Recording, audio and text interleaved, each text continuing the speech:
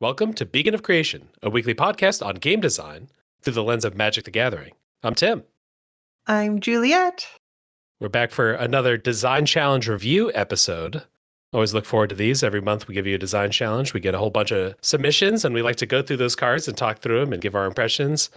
What was the challenge for December? December? Design a monocolor card that produces an off-color effect through the combination of two on-color effects. And Juliet's bonus points are only two mechanics. Give it either kicker or monstrosity. And Platy's bonus is December. Make it care about snow. We're kind of looking at how on color the effects are normally and how off color they become when you combine them. Like that's part of what we're trying to evaluate, what we're trying to figure out about these cards. Mm-hmm.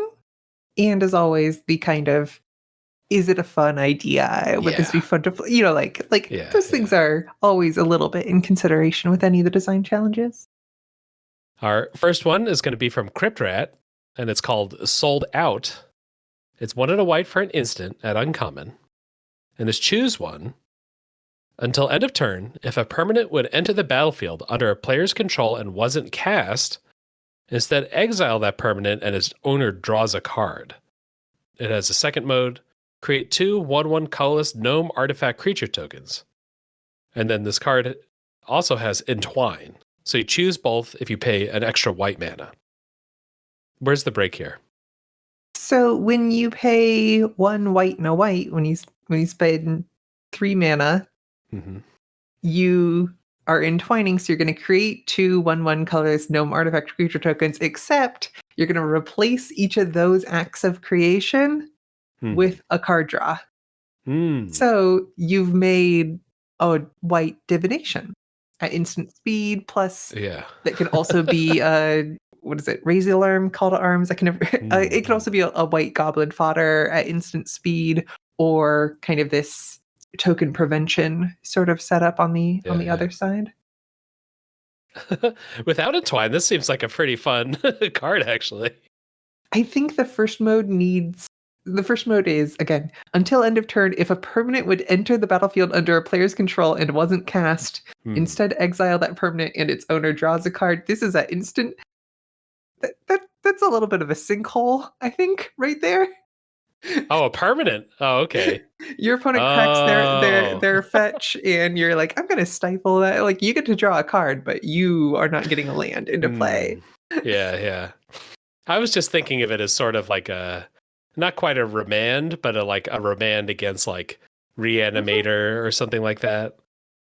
It's kind of a silly thing, one way or the other. And then obviously it being out of color is the intent, because that's the design challenge. You've made a white divination through 2 mono white effects.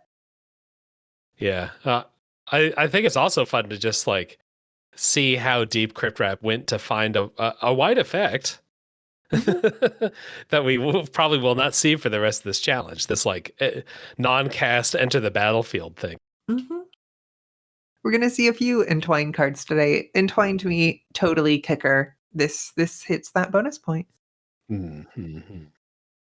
Our next card is from James Dalton Bell. It's Sted Burial. For single black mana, it's a common instant with choose one. Until end of turn, target creature gains, sacrifice this creature, mill 6 cards. The other mode is, until end of turn, target creature gains. When this creature dies, return it to the battlefield tapped under its owner's control. It's a spirit in addition to its other type. And it has Entwine for a single colorless mana. So if I have both effects, this didn't jump out at me. If I have both effects, I'm going to be able to sacrifice it to mill, and then it's going to come back. So I could just make it blink itself at any time? But just one? I guess the idea is this is a cloud form. This is a flicker. Okay. We've gone a little too far.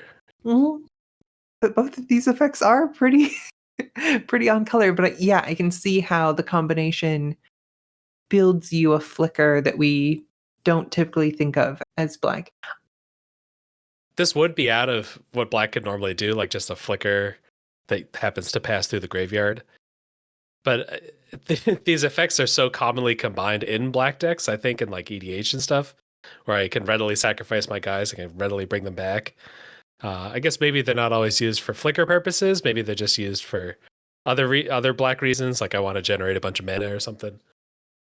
Recently, we had Rakdos Scam being such a dominant Yeah. deck that, and now we even have Mono Black Scam. Now that Fury's been banned, Yeah. where the Feign Death, the Not Dead After All cards are being used in the same way that you would use a Flicker or an Ephemerate. Yeah. Yeah. The first part of James's card here, the until end of turn, target creature gains blah blah blah blah blah.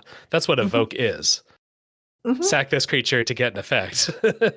And then we've got the not dead after all built into the other half of the card. Yeah, that's a cool comp. And a cool card. I like this. We've got Entwine here for kicker. Yeah.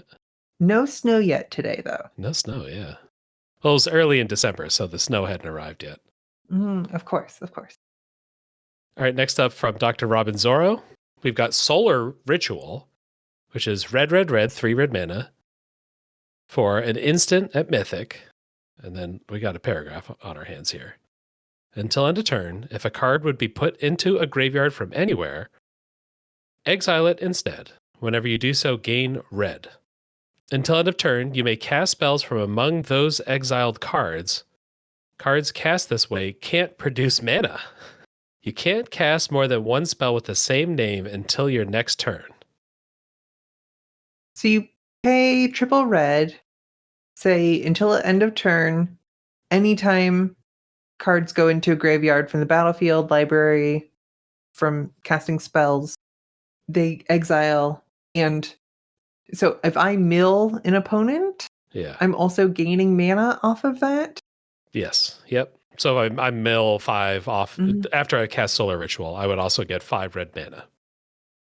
Until end of turn, you may cast spells from among those exiled cards, but the cards cast this way can't produce mana. I assume means you can't chain this into another Solar Ritual or Pyretic Ritual or Ironcrag Feat, etc. Yeah. Which I think is kind of a new effect on its own. And then you can't cast more than one spell with the same name until your next turn. I have like, I don't know, a lightning bolt. I cast it. It deals 3. It would go to the graveyard, but instead it gets exiled and I get a red mana. Then I can cast cards from among those exiled cards. So I would be able to recast that lightning bolt, generate another mana. I would be able to just like lightning bolt 20 times or whatever.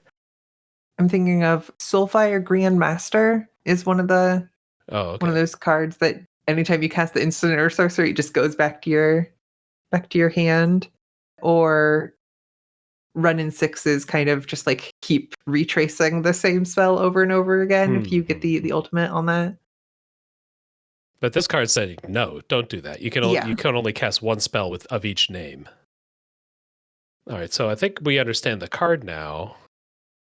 So exiling some cards and being able to cast them this turn is a red effect, and producing mana is a red. Like using up a resource to make red mana is a red effect. Are those the two halves being put together?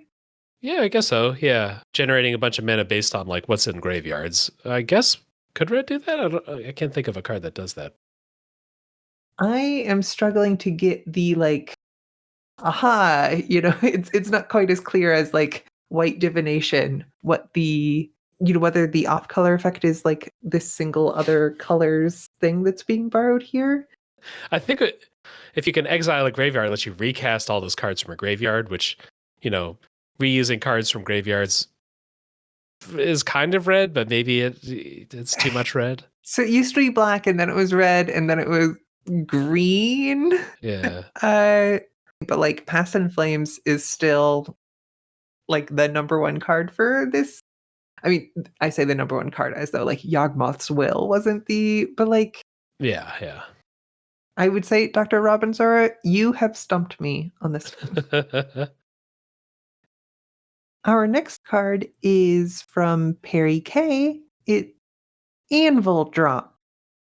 It's a single red mana for a sorcery with this deals 4 damage to target creature, player, or battle. Then, if it was kicked, it deals another 4 damage to that permanent. The kicker is an extra R, so you can get that 4 damage into 8 damage if you play just 2R. And then the flavor text, always bring a second anvil, for clan saying. Always bring a second anvil. All right. Goblin wisdom. Mm-hmm. I love this sort of joke. Like, hey, what's funnier than one anvil? Yeah. The second one, because they never expect the second one to drop. You need a lot of goblins to bring an anvil up on top of a cliff to drop on the Roadrunner or whatever. A weird thing, Tim, have you ever seen an anvil in real life? I think so. What are you thinking? Just one of those weird things that, in my experience, Yeah. we think of anvils as being yay big, and they're actually like a third that size. Yes. Yep. You might still need several goblins in order to bring 2 anvils up, though. I guess that's true. Yeah. We're kind of just dealing with like destroy target creature that we're getting just by dealing 4 twice. Is that sort of our break here? Yeah, but we can also target players. Oh, I didn't see the player part.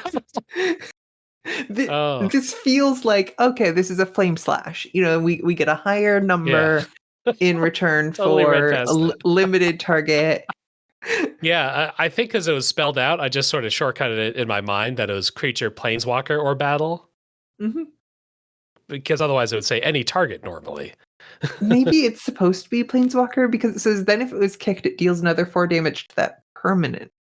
So either the kicker doesn't work on players, which would make this slightly more fair, but this would still be the best burn spell printed in a long time for just dealing 4 damage to a player. Or maybe player is meant to be planeswalker here, in which case this is destroy target creature or planeswalker for 2 red, and destroy some creatures and planeswalkers for 1 red, which would be very strong and I think an off-color effect through the combination of 2 on-color effects. That is just 2 of the same on-color effect. Yeah, maybe we have to give some applause to combine 2 on-color effects being combined 2 of the same on-color effect. All right, next up from Patrick, we've got Snowed In. It's a white mana for a snow instant at rare. And then it has kicker snow, snow, snow. You may pay an additional snow, snow, snow as you cast this spell. Snow is mana from a snow source. Target player skips their next combat step. If the spell was kicked, that player can't cast spells until their next turn. I like the snow, snow, snow because in my head, at least that goes, let it snow, let it snow, let it snow. Like, let it snow, let it snow, let it snow. I love it. So for a single white mana, we skip a combat step, which is a thing white used to get more often. I think Stonehorn Dignitary is the last big one. And then we get the silence effect, which is also pretty white. Classic card silence itself, or Orem's Chant, way, way, way back in the day. Yeah. Huh. This together is a time walk. That's the idea, I think. A time walk, they get to untap their mana and maybe play on your turn. But yeah, it's a time walk. So looking at Orem's Chant, a classic card to put on an Isochron Scepter, so you could just keep recasting it. Orem's Chant is a single white mana for an instant with target player can't play spells this turn. If you paid the kicker cost, creatures can't attack this turn, and kicker of just another single white mana. Wait a second. Uh-huh. This already exists. This is fair Orem's Chant? Incredible. We've hit both the bonus points here. We have both kicker and snow. In the case of literally, it's kicker with a snow cost for the kicker. Keeping on theme, our next card is from Sage B. It's Frigid Barrage. For single white mana, it's an uncommon sorcery with multi-kicker snow, so you can Oh. pay as many snow as you want. And then its ability is tap target creature. Then, for each time Frigid Barrage was kicked, it deals 1 damage to each tapped creature. Oh. Huh. So if I just play it normal, I tap a creature. But then if I kick it twice, then I also deal 2 damage to each tapped creature. Mm-hmm. So therefore, I'm kind of getting a red effect. I'm able to take a creature that was untapped and deal 2 damage to it. Yeah, this is somewhere between like a ice blaze to a ice fireball, depending on the Yeah. board state. The Snow Blast Angel. This fits the challenge really well. It's got kicker, it's got snow. Both the effects feel pretty white as is. Like, if it was just dealing damage to tap creatures, that makes sense. If it was just tapping creatures, that makes sense. I think it's kind of fun too. I don't know. Like the flavor really, I think, works together pretty well. Mm-hmm. If I want to deal a lot of damage, I have to be dedicated to snow. So I'm also like getting deck building ideas. I like this card a lot. There's something very like video gamey about it to me. Okay. Like I'm locking on the reticule by like tapping the first target creature and then doing an AoE like area of effect spell around that creature and like hitting all the other tapped creatures around it. I'm like mashing the button to deal more and more icicles. I've got 3 seconds to hit the A button as many times as I can. Hold the select button and then jam square to boost your GF in Final Fantasy VIII. And then do the snap with Shiva. Very cool. Do you think white would ever have a card that's like X white or something like that, deal X damage to all tapped creatures? I'm trying to think about marrow shards, and it's just like, I'm going to deal 1 damage to. I think that might be attacking rather than tapped. But I think shifting that to 1 damage to each tapped creature, but it's on like sorcery, also fine. And then you're dealing to a bunch of stuff. I mean, we're thinking like Arrow Volley Trap, right? Yeah, Arrow Volley Trap deals 5 damage divided as you choose among any number of target attacking creatures. Eventually, Magic will get there. Could you do like Anger of the Gods, but for tapped creatures? 1 white, deal 3 to each tapped creature. Do you feel better if it's bounded, if it doesn't go up to 4 or 5 or 6? I think Magic's gonna get there. Like, all right. We need to design another 20,000 cards. All right, so our next card here is going to be from Dragon of the West. We've got Avatar of Conquest, 2 red, creature avatar. It's a mythic and a 5/4. It has Boast for a red mana and sacrifice another creature. Avatar of Conquest deals damage equal to the sacrificed creature's power to any target. So Boast, if I'm attacking, I get to activate this ability once, the Boast ability once. It also has, I was asking for it, 3 in a red Monstrosity 1. And then when Avatar of Conquest becomes monstrous, gain control of target creature until end of turn. Untap that creature, it gains haste until end of turn. we can active treason. We can threaten a opponent's creature, and then we can fling it at our opponent or at another one of their creatures. Yeah, so I'm sort of able to like kill a creature with that, right? Because I'm able to steal the creature and then immediately throw it.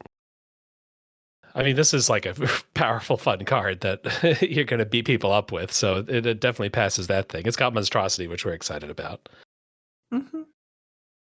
Kind of Orim's Chant style. We've seen this kind of combo, this kind of breaky combo before. In Meriden, we had Grab the Reins, which is an Entwine card. Until end of turn, gain control of a creature, give it haste, and then sacrifice a creature and deal damage equal to its power to any target. So maybe it's still something that they regret color pie wise. Maybe this is something red shouldn't be doing. It may be kind of like James' card in terms of giving you everything in one card. If this said 3 and a red for Monstrosity 1. Yeah. And then when Avatar of Conquest attacks, if it became monstrous this turn, you may pay red mana, destroy target creature. Oh, yeah. If we shortcutted through all of these hoops, then Yeah. we'd be like, that's a break. That's an Yeah. off-color effect, right? Yeah. So Yeah. even though we've seen some precedent for this combo before, I think I'm still very happy Yeah. saying that this fulfills the the challenge requirement of not being a Yeah. card that Yeah. I want to print.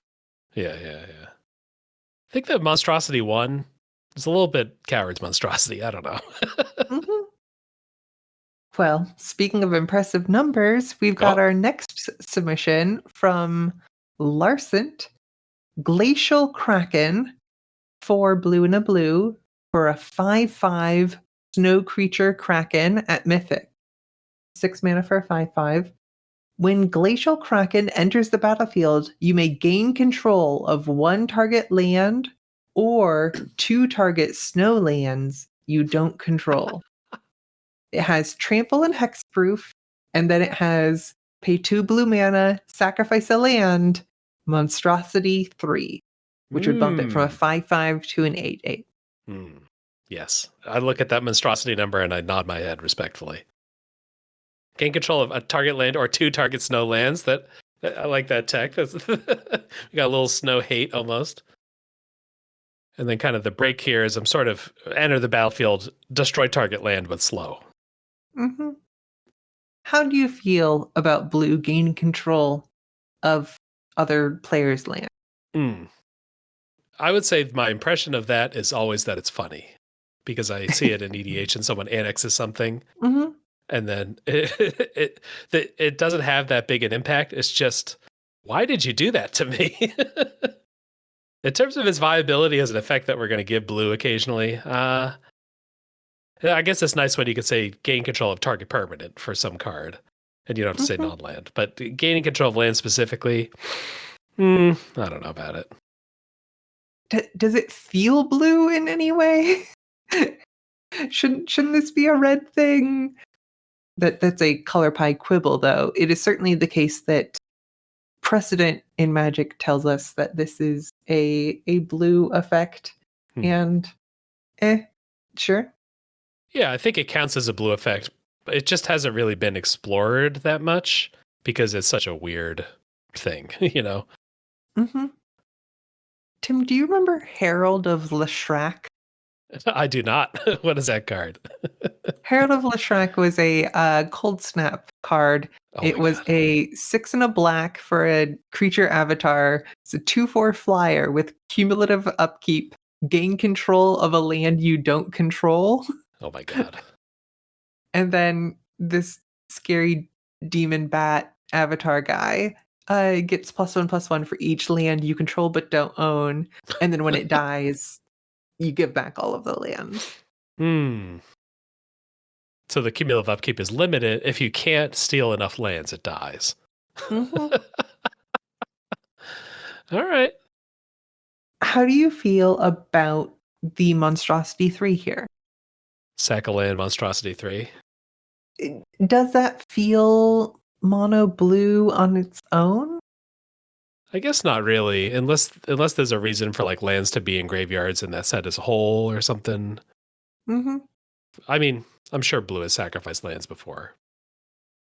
Like there's Walk the Aeons, where you're Oh yeah, sacrificing islands to buy back. Time There's Walk. Yeah. Biolume Egg and Biolume Serpent in, I think, Crimson Vow. Oh. There's some Planar Chaos stuff. Well, there are a decent number of sack lands in blue. I would not have thought there were that many. There aren't that Mhm. many recent ones, except for that Biolume that you pointed out. Oh, here's Polar Kraken, which is another cumulative upkeep card. That's an Ice Age card right there. I remember this card. Yeah. Mm-hmm. You saw the first couple gigantic leviathans come out in blue as a 12-year-old or whatever that I was back Mm-hmm. then. And like, these cards are all awesome. And then I slowly started to realize as they printed more, no, all of them are bad. Yeah. So I think in the big blue Okay. beastie sort of tradition and in the big blue snow beastie tradition of Polar Kraken, of Hmm. Yokel Mordor, of Okay. cards like this, I think I'm on board. Okay. Yeah. You put an old border on this card, and then the second land makes more sense. Last but not least, it's a little fun that we have like Kraken who becomes an 8/8. Like we've got some Yeah. octopus stuff there. That's fun in its own right, and that you end up spending 8 mana total to achieve that. There's some Oh, okay. synchronicity there in a Okay. fun way. And we have monstrosity and snow, so that's both bonus points. Love it. All right. Next up from Silly Philly, we've got Rime Walk, Rime. White for a snow sorcery at rare, it looks like, or maybe mythic. It has kicker, snow, like the other one. So I could pay 2 mana normally, or 2 mana plus 3 snow source mana. Until your next turn, creatures can't attack you or permanents you control unless their controller pays snow for each attacking creature. If this spell is kicked, your opponents can't cast spells or activate abilities until your next upkeep. Exile Rime Walk. So we have Snowed In, which is a single white. Target player skips their next combat step, and then kicker into the silence. And then this one, we have 2 white mana for a tax. That's a tax that not everyone's going to be able to pay because it's a snow tax, not just a generic mana tax. And then your opponents can't cast spells or activate abilities until your next upkeep. We're on a sorcery. This exiles. I think from the name, this is intended to be even more of a time walk. Yeah. More ironclad even. Yeah. This is maybe more multiplayer proof than the Snowed In was. Because Snowed In was more about you in particular. You skip combat and you can't cast spells. Whereas this Rime Walk, nobody's doing anything. You all have to take your turns. We all have to pass through turns. And everybody can draw cards and hope you have a planeswalker out. I think it can't activate abilities. Oh wow. Yeah, no, you're right. So everyone just draw a card and it's my turn again. Our sagas progress, maybe. Oh, sure. Beginning a combat, end a turn, beginning a upkeep effects all trigger, but nothing else. Is there some space for the first half of this card until your next turn, like a temporary propaganda, a temporary ghostly prison? I think the closest parallel I've seen played a lot is the One Ring's protection from everything for a turn. And that is mechanically relevant and everything. I suppose in our multiplayer setup, also, other players can attack each other during this. Because it's not just they can't attack, it can't attack you. I'd kind of rather just pay 1 extra mana to get the ghostly prison. But the lower the mana gets, the more likely it is that I can weave it in between other things that I'm doing. I still have, 4 other mana to spend this turn instead of 3 other mana because my effect costs 2 instead of 3. Or I put this on an Ice Crown Scepter and then there you go. Build your own ghostly prison. Yeah, there you go. Yeah. Toolbox my ghostly prison. I like that. Yep. Or one of those like Spellweaver Helix sort of things where you can't every spell you cast, you're also casting a Rime Walk. Arcane Salvo, whatever that card is. Sure. That red one. Yeah.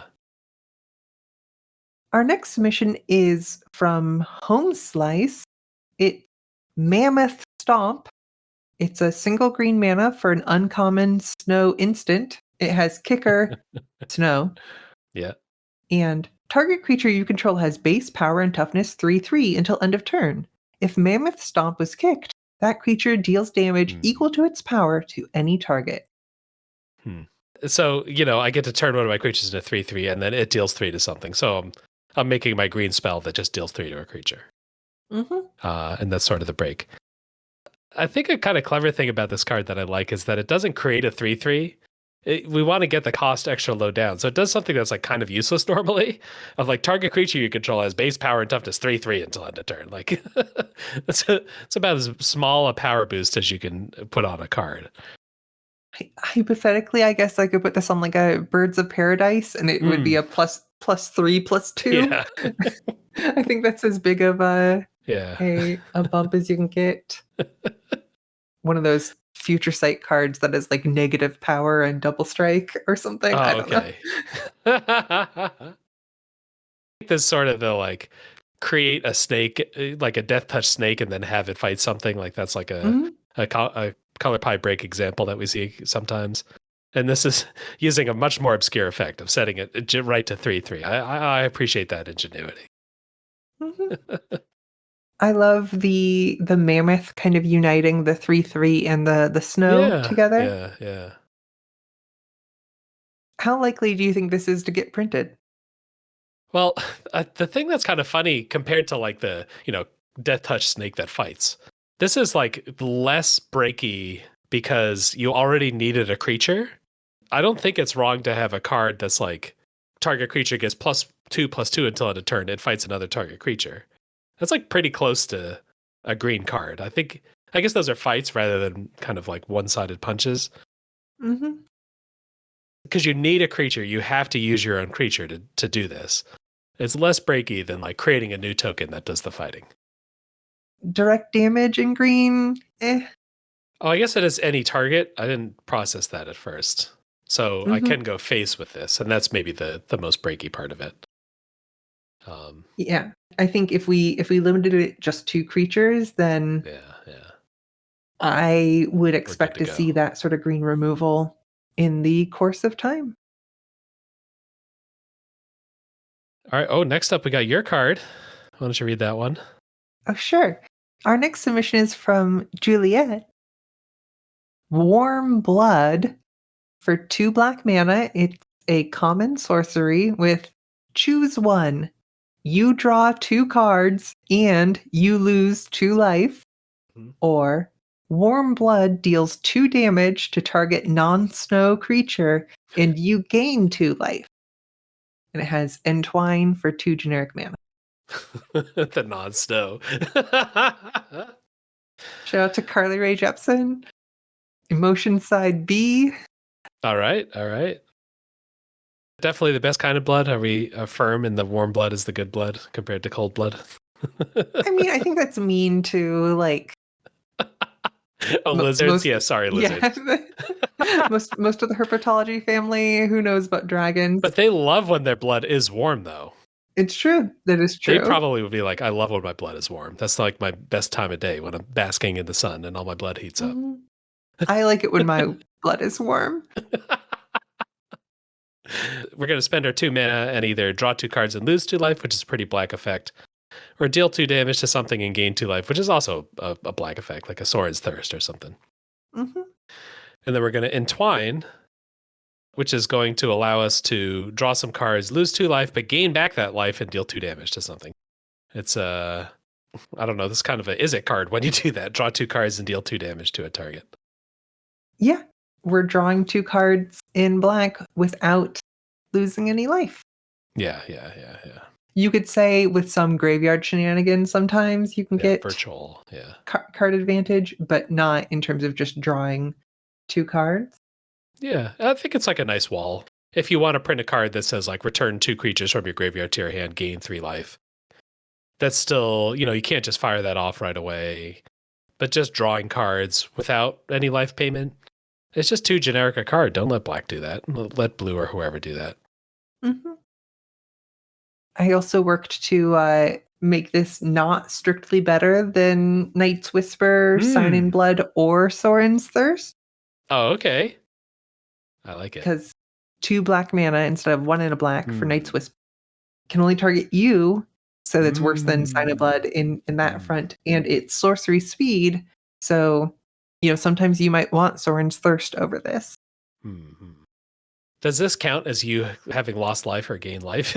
You on both cards, you or on one card, you've lost and gained the life back before that it's done resolving.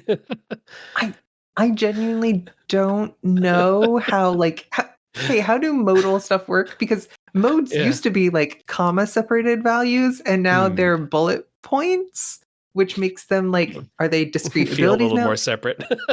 If I cast Warm Blood at 1 life, do I lose the game? I'm pretty sure you don't lose the game because no one got priority in between the two modes. But I was at less than 0 life. Hmm. Being at 0 life doesn't kill you. State-based effects kill you, and state-based effects only check like Oh, as people get priority, basically. I see. If you just have the world's longest card and it kills you at the very beginning of it, you still have to administrate all the effects before you die. Well, unless you invoke everyone's favorite comprehensive ruling 103.4c, a player may concede the game at any time. Did you know that off the top of your head? Uh-huh. Uh-huh. That's like a Mardica. Oh, I already forgot it. Esmora Nomardica. Asmarano Mardica Diced Nakoldakar. I got the dice in the Backwards, Kuldakar. Oh. or backwards, Ricadlu Knitsid Isidra Monoromsa. You're always an asset to this podcast, Juliet. Uh-huh. Uh-huh. Very exciting. I did not know you had backwards Ismora loaded up. Mm-hmm. It's great name, great flavor. The non-snow really pulls the room together to me. I'm glad. I was really struggling to find a good flavor for it, and the snow kind of helped me.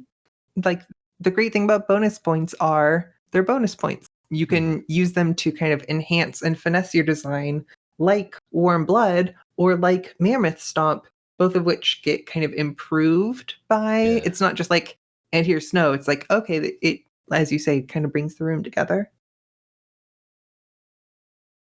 Next up, we've got a card from Mono White Border, which is called Grave Tender. It's 1 and a green for a snow creature troll shaman. It's a 2/2, 2-mana 2/2.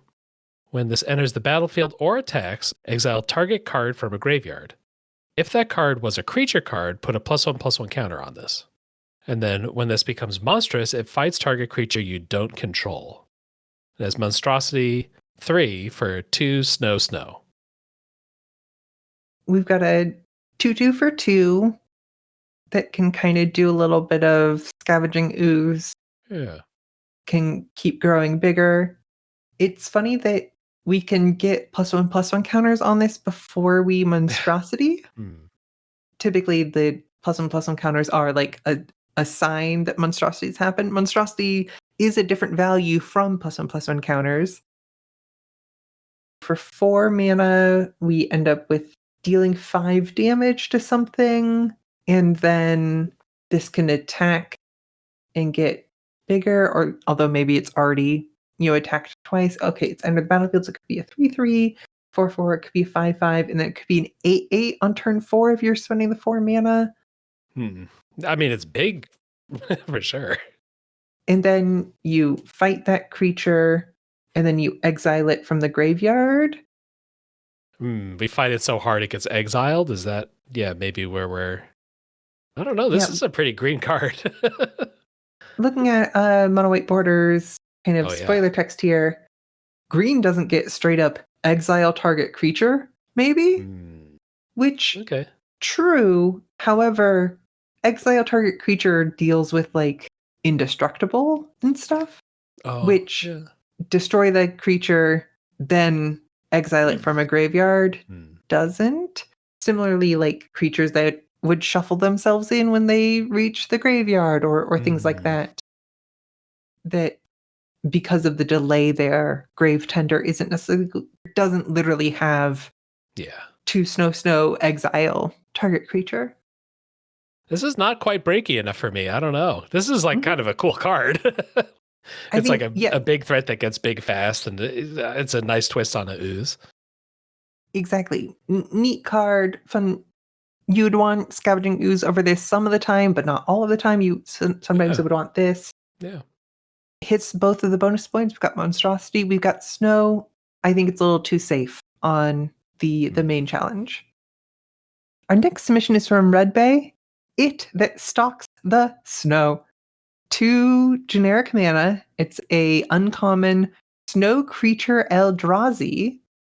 It has Kicker, a single snow mana, and pay a single snow mana, Monstrosity 1. Then, when it that stalks the snow enters the battlefield, if it was kicked or when it becomes monstrous, choose one. And then the options are draw a card and search your library for a basic land card, reveal it, put it into your hand, then shuffle. And it's a 2/3 for originally 2 mana plus or minus some. So you spend 2 generic mana for a 2/3. You can kicker that for a single snow. So you spent 2 in a snow for a 2/3. You can also monstrosity it up for an extra 1 to make it a 3/4. Yes. And then also get one of these modes. This feels more like just a rate monster more than anything else. Like, so for 2 mana, I get a 2/3 draw card. I can kick for another to draw 2 cards instead. And I can spend an additional 4th mana to get a 3rd card. So I can spend 4 mana to draw 3 cards. I think when it enters the battlefield, you don't choose one unless it was kicked. Oh, okay. I was reading those as 3 different things. But it enters the battlefield if it was kicked, or but it's 2 things. Yeah. It enters the battlefield if it was kicked, or when it becomes monstrous. That's a little less insane. 2 generic mana for a 2/3 that draws a card is above rate for a generic. I was losing my mind. Yeah. I really like the idea of a colorless card being proposed here because that fulfills the requirement of monocolor, I think, and we can certainly get off-color effects. In this case, the off-color effect, over the course of 2 turns or 1 turn, you can spend 2 snow and a snow to draw 2 cards or to fetch 2 basics into your hand. Is it just getting to draw 2 cards? Is that the idea that is off-color? It's all the pieces of Solemn Simulacrum, maybe, is part of what we're looking at, but at different timings. Solemn Simulacrum enters a battlefield, go get a land, put it on the battlefield. I guess that puts it on the battlefield. And then when it dies, draw a card. Here you have sort of like a modal, kind of choose which modes you care about, but it's about it. It's similarly breaky to Solemn Simulacrum, which probably they would not design that now. They would probably make this like have some sort of color or do something else. It's like just like this really intense, useful card, Solemn Simulacrum. What's the little one? Filigree Familiar? Oh, I think it's kind of the like, hey, we don't do some Solemn Simulacrum anymore, but here's a little guy that we can print in a bunch of the commander sets and different things. I guess this being snow, that like powers it down a lot compared to Solemn. Is it pie breaky? I have no idea. But you can cast this on turn 2 and still get a card out of it, kind of whenever later, just for the monstrosity. Yeah. Or you can get like the card on turn 3 is a lot less than turn 4 for stuff. The thing that stops this from being like really singing for me is the fact that get 2 basics is something that colorless cards can do, and draw 2 cards is something that colorless cards can do. Like we've seen, hey, this taps mana and you can pay some amount of mana to sacrifice it to draw 2 cards. Yeah. Or an Armillary Sphere sort of thing, like, hey, just draw 2 basics. Yeah, it doesn't feel Eldrazi-ish to me, I think, is maybe the main, not color pie break, but flavor break to me. This is just like a generic helpful buddy. If we ever see Eldrazi again, I think Monstrosity could be a fun kind of pairing with them. And then you could do sort of things where like the card itself is colorless, but the Monstrosity, you're spending mana of 1 or more colors to like get a specific on-color effect. So hey, here's my colorless 2-drop, and then I can Monstrosity for 3 and a red to get a one-time red effect out of this card. So this card really is a red card, but like it's still colorless in the Eldrazi way without needing to void. Kind of a face-up morph in that way. I start with like a little generic guy, and then I grow up to be a cool thing. And I think on that could fit on flavor for Eldrazi. Yeah. We got one more card here. We've got Lubricated Tinker. The art here is really making me laugh. But I'll get through this card first. It's 1 and a red for a creature Vedalken Artificer at common. It's a 2/1, so 2 mana 2/1. It has kicker for another 1 and a red. When it enters the battlefield, if it was kicked, put an oil counter on target permanent. And then it has in parentheses, permanents with oil counters on them are artifacts. Tap, sack, Lubricated Tinker, destroy target artifact. It's like a Vedalken with like big robes and holding 2 foamy brewskis, like 2 pints of beer. We got Lubricated Tinker here. So we've got 1 in red for a normal 2/1 that can tap and sack itself to shatter, to destroy target artifact. Yep. Great. And then spend an extra 1 in red, so 2 in red total, to destroy target permanent. Yeah, to vindicate, yeah. This was a little confusing as I was reading it, because like oil counters were a thing in All Be One, and we're kind of redefining them here. I think I'm cool with like a token that turns things into artifacts, like marks them as artifacts. Like that kind of makes sense to me. But reusing oil kind of confused me. There is like a mana rock that also can turn things into artifacts that has been fun to combine with shatter effects. So as separate cards, this is like a fun thing to do. Turn that planeswalker into an artifact and then shatter it. But yeah, it's like a pretty decent color break to let red do this, to just vindicate. There's a classic deck that used to be a big player in Modern, which is Karnza. Okay. Ponza, typical like land destruction sort of thing, okay.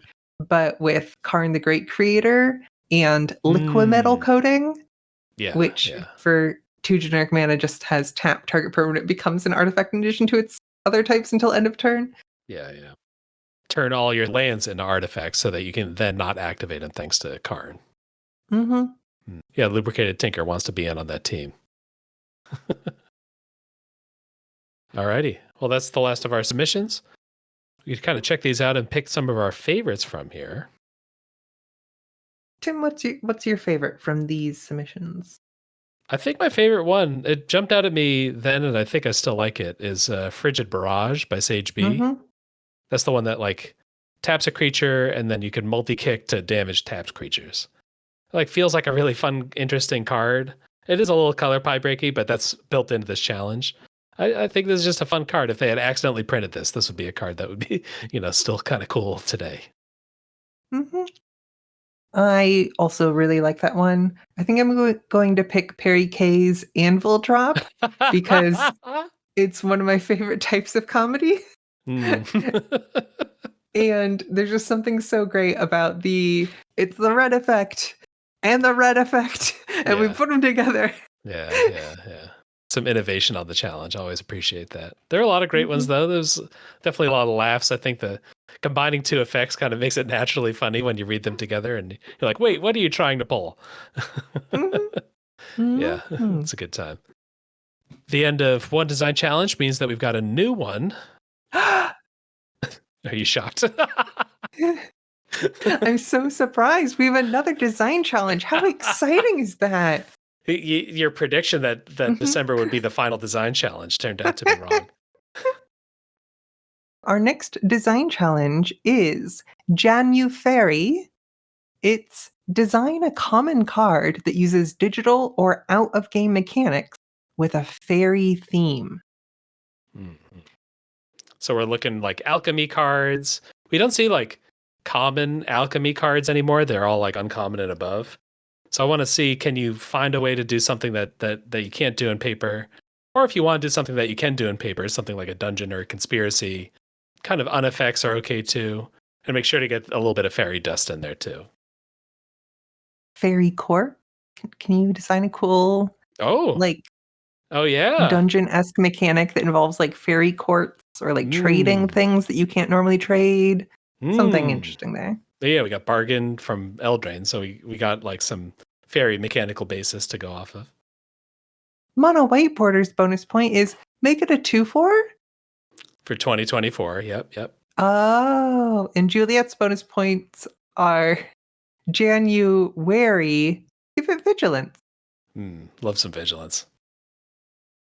That'll be due January 26th. I'm looking forward to that. What of the different kinds of effects here? What jumps out to you as something you want to try to tackle? You're going for a dungeon alternate. That's what you were thinking.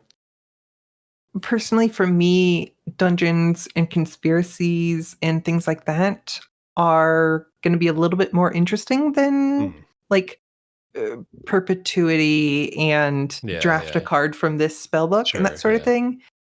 In part because I don't play Arena, so those cards don't exist. Don't feel real. Show me The Ring Tempts You, but for fairy stuff. Show me a fairy true name stuff, like trading parts of your name to the fairies, like that sort of classic idea. Alrighty. I'm loving it. I'm always looking forward to these submissions. I think I'm looking forward to just getting like a whole month of fairy cards. Like this is going to be exciting. That's about it for our podcast for the week. Hop on the Discord. That's where all the action is. We've also got beaconofcreation.com where all the show notes are posted. And then we got some YouTube videos going up. I just put one up a couple days ago. I'm going to try to get some of those out for some of our episodes. Probably not every episode. They take an extra couple hours to put together. But if you like to see the cards as they come up, maybe that's a good way to engage with the podcast. Anything else you want to tell people about, Julia? So we recently finished the winter 2023 season of I'll Be Podvercastmas, covering Les Miserables, Carly Rae Jepsen's It's Not Christmas Till Somebody Cries, and Jorge Luis Borges's The Shape of the Sword. Right now, I am hard at work making a video game. What? Yeah. I literally, right before we started recording, finished I'd done the paper mock-up. I've just done the digital mock-up of, I think, all of the level design and enemy placement and how each of the doors and everything connect. Because I'm making a first-person game, which is difficult, but it's going to be fun. It's due in less than a month, so I am really hard at work. Last year, I made a whole Pokemon game. Oh yeah, I remember that. Yeah, it was really exciting. Got to see friends at the table play that on stream. And the year before, I dipped my toes into Bitsy 3D stuff to do kind of actually I've done a few different visual novels, sort of adjacent stuff. So I am hard at work and hoping I can get it done. And I don't just need to drastically cut scale and cut scope over and over again to get it over the finish line. But you can check out me talking about game design in addition to a lot of other things. I'm in a Fire Emblem Three Houses kick lately. Over at Folly on co-host. That's cohost.org/folly. Alrighty. Love it. I'm looking for this new game. Is that also for Friends at the Table or is that a different challenge? Yeah, it's for Secret Samuel. Samuel, yeah. Samuel's the big Santa who is the continent, who is also a big dinosaur. That's very Friends at the Table. Thanks for all that. If you need to find us besides at Folly, we're on the Discord. Feel free to reach out to us there. I'm at Tim F. Riley. Should be easy to find. And thanks everyone for listening. Thanks for listening, and always remember when there's a Gonus Cube draft in the Discord, you should check it out.